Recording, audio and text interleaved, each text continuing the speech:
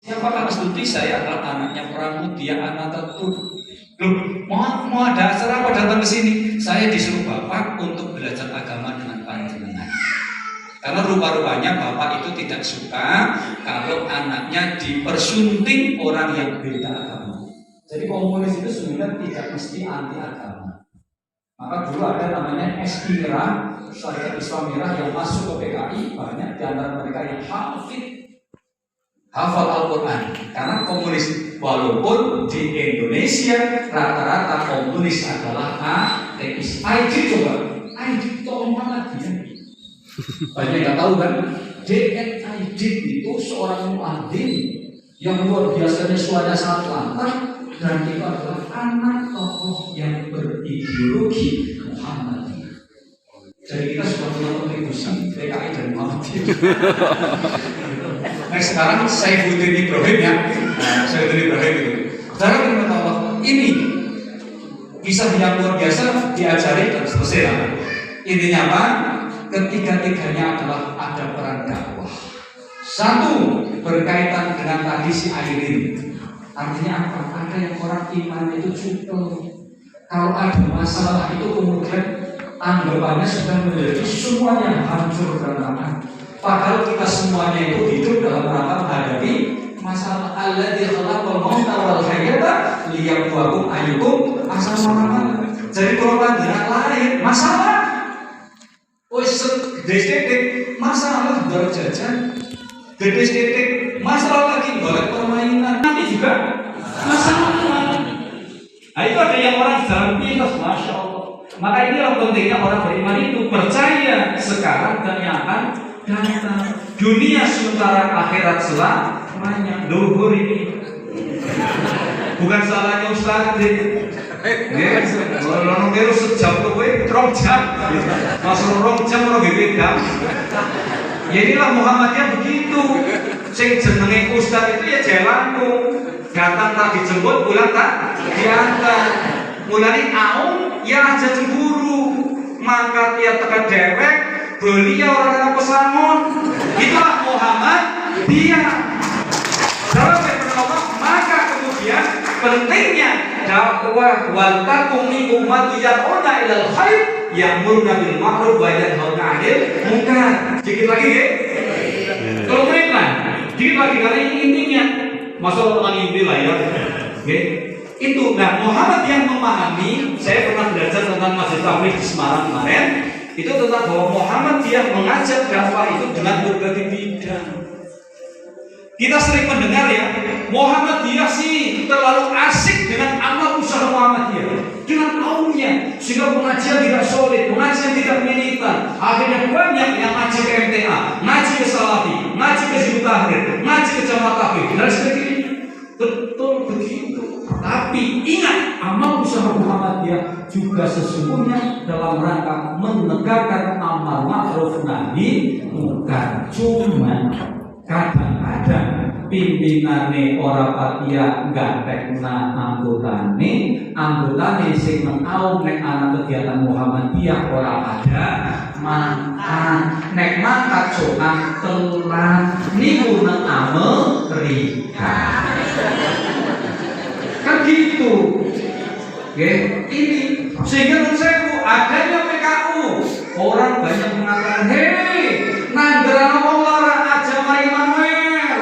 Kenapa kalau di Immanuel kalau sudah di ICU tidak ada yang menunggu dan yang menunggu tidak lain adalah pendeta.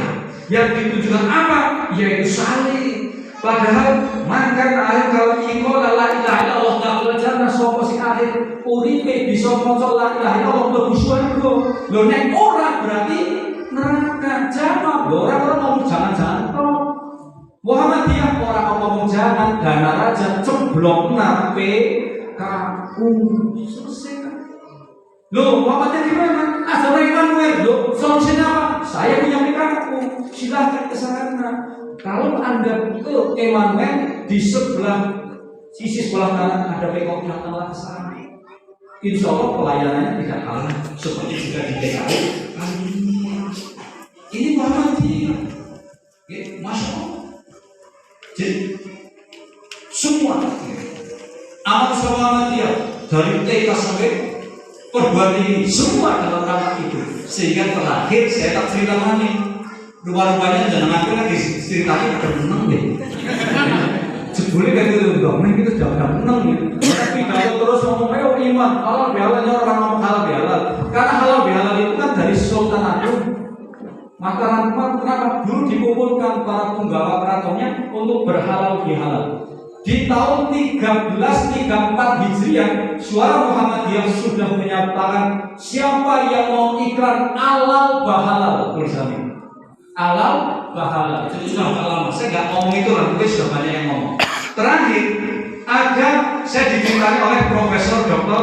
Sofyan Anis. Datanglah seorang namanya Podar. Pemberikan sering Podar, betul?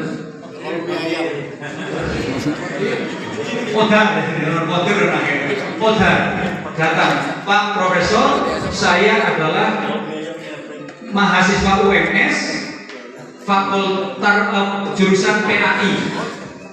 Saya asalnya Nusa Tenggara Timur, sudah dekat dengan Timor Leste. Ya, ada apa Pak Podar? Saya minta Profesor untuk bisa hadir di daerah saya. Ada apa? Besok akan saya cerita. Singkat cerita, beliau hadirlah ke sana.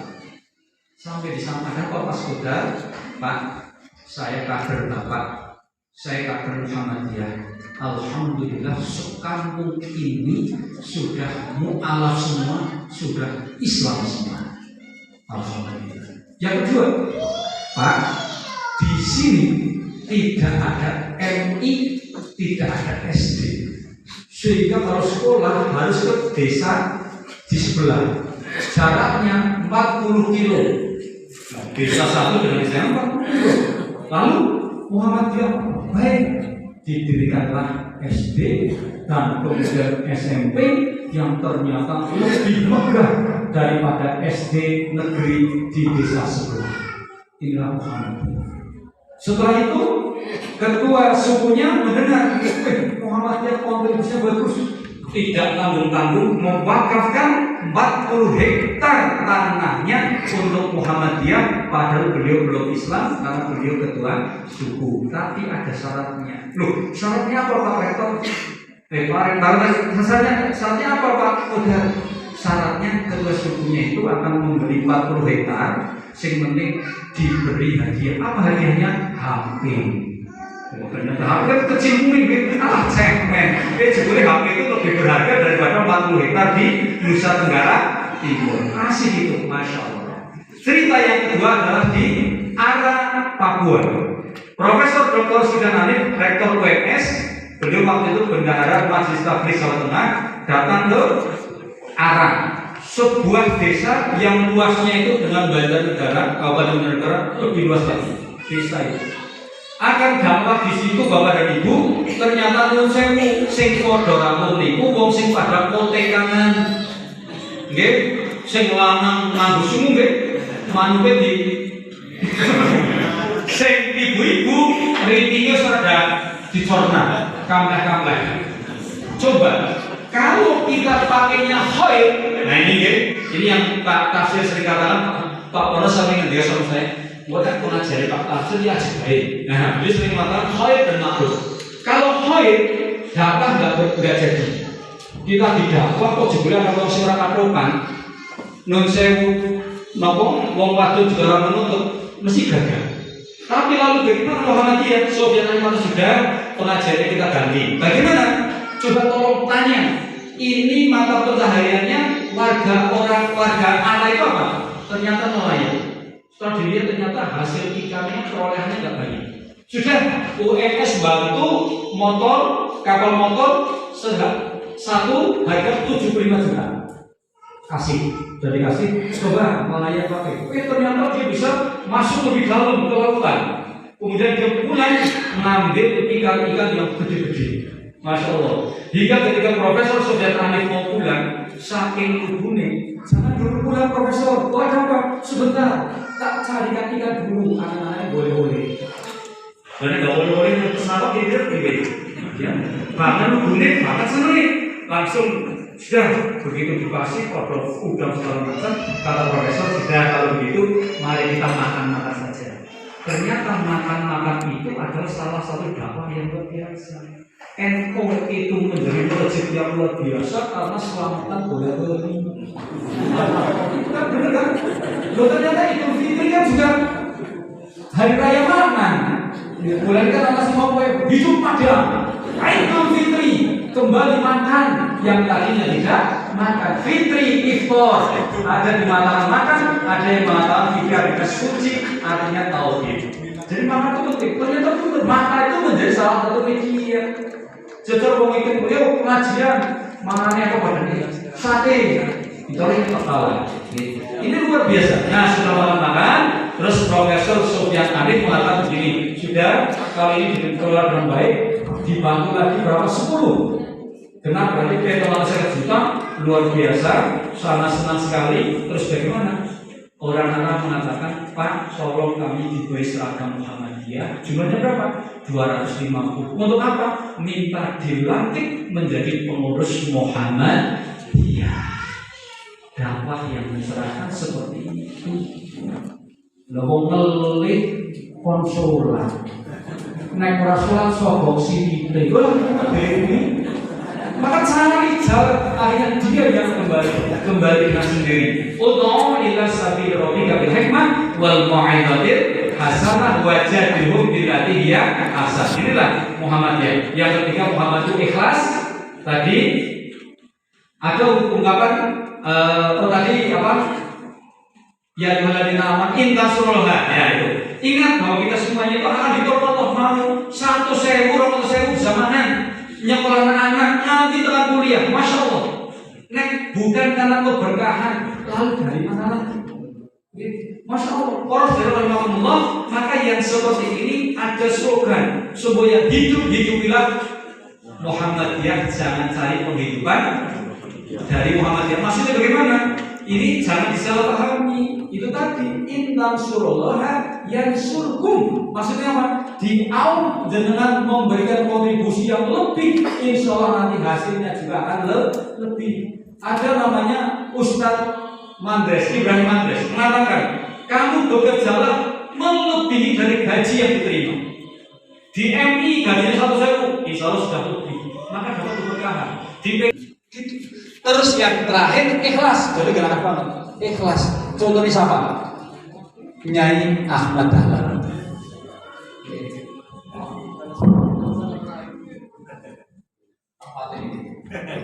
Ini cerita yang terakhir.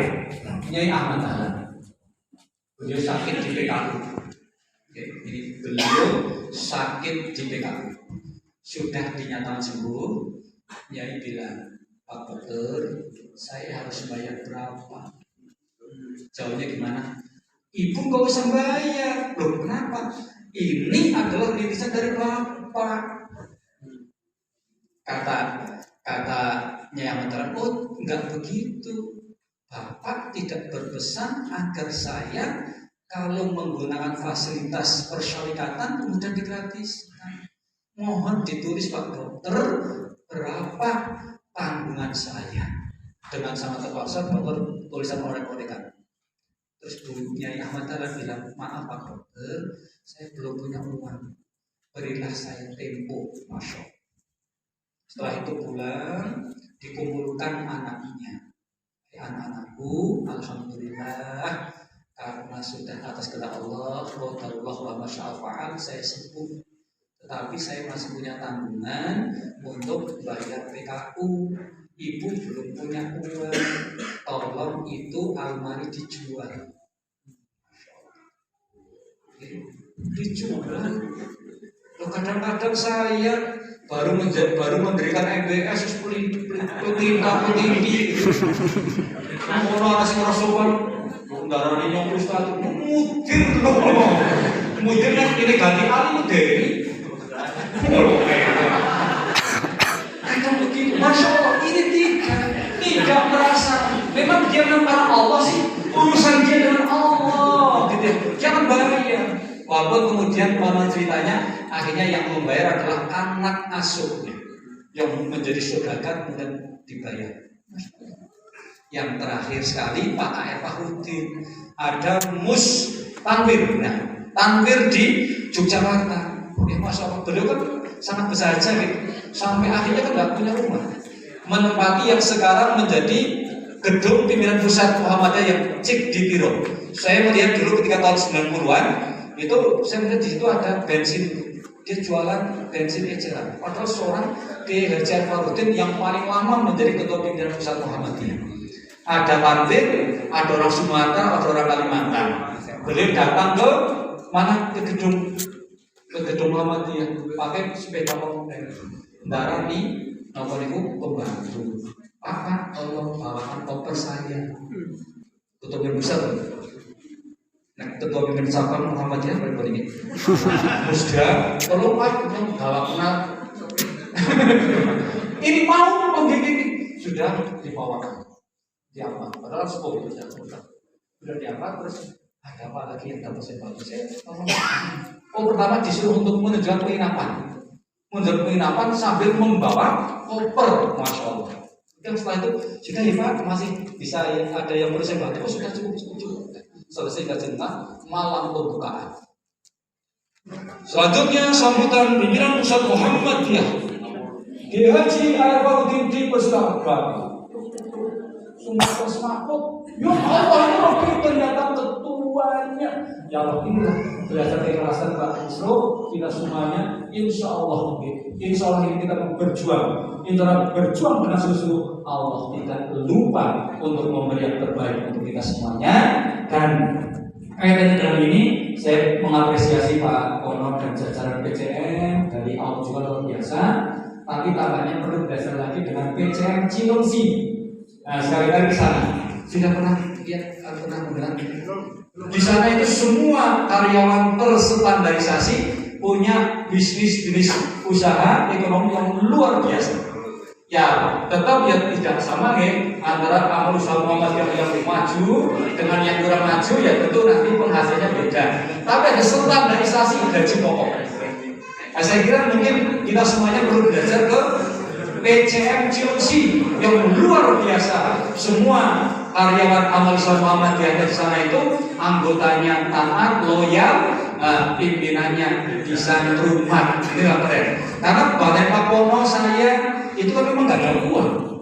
Sampai orang kan salah paham ya. Oh berarti pimpinan pusat gajinya besar? Enggak.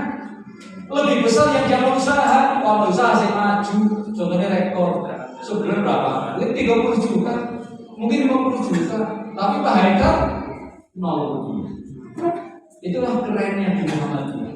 Jadi saya kira itulah kesimpulannya lah. Kalau kita menyimpulkan dari bukan ngomong lah. Saya kira itu karena saya harus ke Merbem.